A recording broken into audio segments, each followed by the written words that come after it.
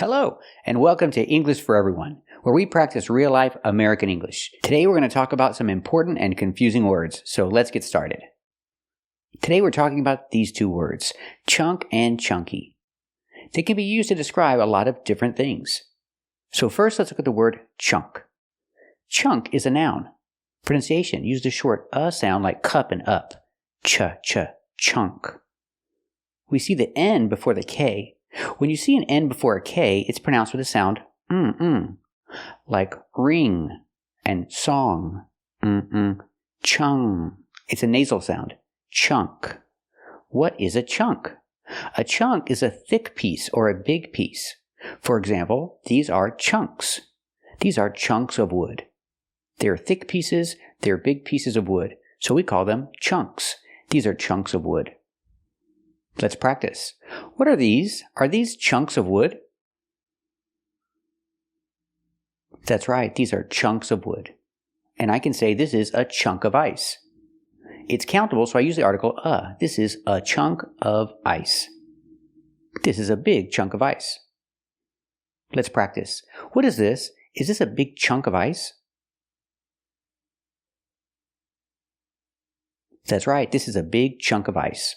Yeah, that is a chunk of change, huh? They own a chunk of Fifth Avenue, 20 downtown pieces of Boston. You're talking about a guy who'd kill a grifter over a chunk of money, wouldn't support him for 2 days. He left us a note wishing us good luck and took a chunk of the money we'd scraped together. I just had to bypass a chunk of it because there was a snowfall this year. She said she found a big chunk of them crumpled up at the bottom of your backpack. Chunk of money like that? You should think on it. I think that we should give him a chunk of the MedPad and IPO. We don't just hand out IPO to somebody who had a bad day in the market. Then they gonna want to keep a big chunk of it, start talking that court cost shit. Just as Bill had finally warmed up to me and asked me to be the man of the house, I had to knock a priceless chunk of history into the clutches of a monster. You know, I'm really tired of you making me out to be some kind of thug whose only concern is a big chunk of change. But what if we give the shelf finder, like, a chunk of the company? First 6 years of my life and a big chunk of my temperament. That's the kid's house. He says there's a big chunk of rope in there. Or I can talk about hair.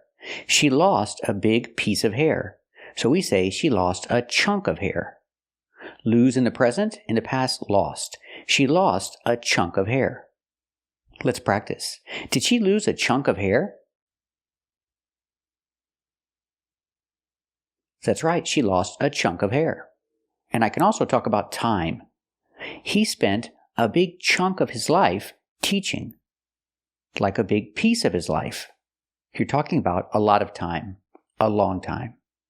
I feel like there's a big chunk of my life still left to be played out.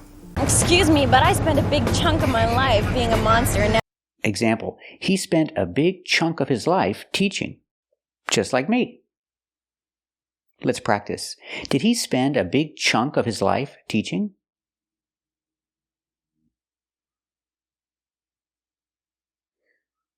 That's right. He spent a big chunk of his life teaching.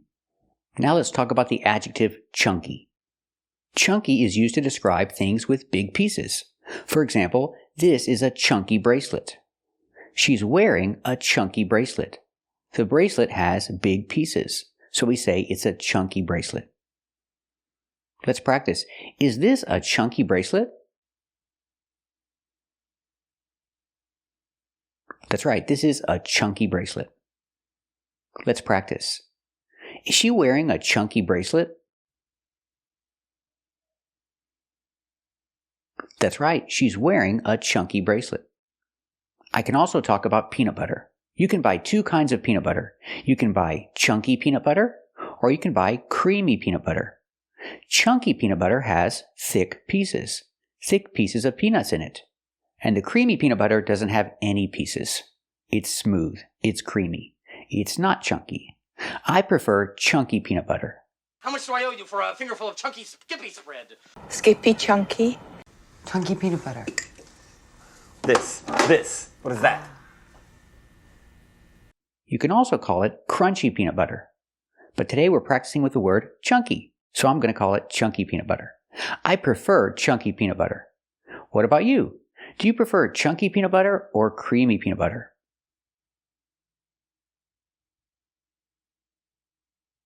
Very good. Or I can talk about soup. The soup has thick pieces of beef and vegetables. So it's chunky soup. Lima beans, chunky soup, and cranberry sauce. And I prefer chunky soup. I like big pieces of vegetables and big pieces of meat. So I prefer chunky soup. What about you? Do you prefer chunky soup?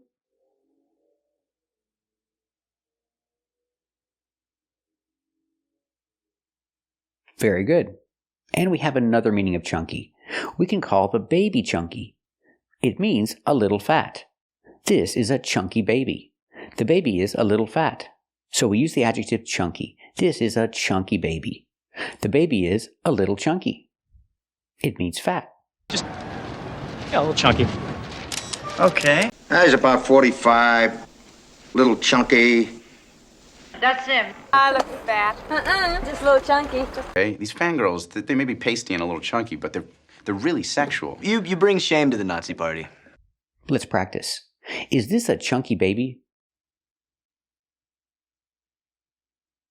That's right, this is a chunky baby. Is the baby a little chunky?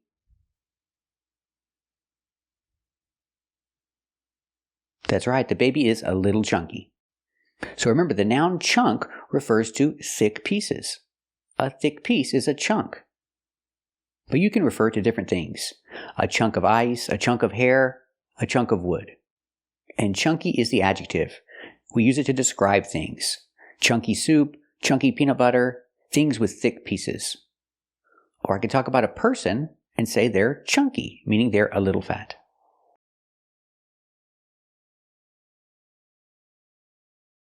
We see this word and we ask, what does it mean? Well, it can mean two different things, depending on how it's used. First, let's talk about pronunciation. Folks. Use the long O like know and go. Folks. The L is silent. Do not pronounce the L. Folks.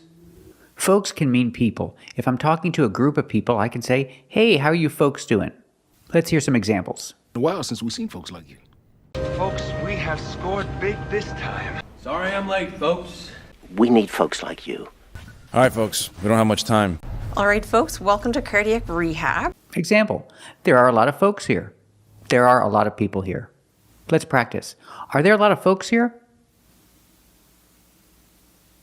That's right, there are a lot of folks here. Or folks can mean parents. If you use a possessive form before folks, you're talking about parents. If I say his folks or her folks, then folks doesn't mean people. Folks means parents, mother and father. This boy mails a letter to his folks every night. Your folks are going to be home soon, and they're going to get me if they see you're still up. So what's it like being back home, so close to your folks? Well, I guess we better notify his folks. Over. Your folks are having parties during this? Hey, I'm sorry you lost your folks, man. Example, his folks are in town. His folks are visiting him. Let's practice. Are his folks in town? That's right, his folks are in town. Are his folks visiting him? That's right, his folks are visiting him. So remember, the word folks can mean people, and sometimes it can mean parents. So don't be confused. Today we're looking at these three words: win, earn, and gain. They're all similar, but they're used a little differently. Let's take a closer look. First, let's talk about win. We use win for money and other things when there's a competition, when there's some kind of game involved. Example, if you go to the casino, you can win money because it's like a game. In the present, win. In the past, won. If I ask a question, I use did. Did he win any money at the casino? And I use the present verb win. Did he win any money at the casino? And you answer yes. He won some money. He won some money at the casino. Let's practice. Did he win any money at the casino? That's right. He won some money at the casino. Now let's talk about earn. Earn is used for money and other things, but the idea is that you had to work for it. If you work for the money, you earn the money. Example, he earns a lot of money at his job. Let's practice. Does he earn a lot of money at his job? That's right, he earns a lot of money at his job. And you can earn other things too, not only money. You can earn someone's respect. If you had to work for it, use the word earn. You can earn someone's respect. And now let's talk about gain. It can be used for many things, but the most common is weight. We say you gain weight. When you get bigger, you gain weight. Example, he was thinner before, but now he's bigger. He gained a lot of weight. Let's practice. Did he gain a lot of weight? That's right, he gained a lot of weight. So the most common example of gain is weight. We do use it for other things, like you can gain perspective or you can gain an advantage, but weight is the most common. And remember, gain is not used for money, it's used for things. So remember, if you're talking about money, use win or earn. Win if it's a game, and earn if you have to work for it. And gain is most commonly used for weight. Thank you for watching, and if you like this video, subscribe to our channel. And if you want to become a member, click the join button. And we'll see you next time.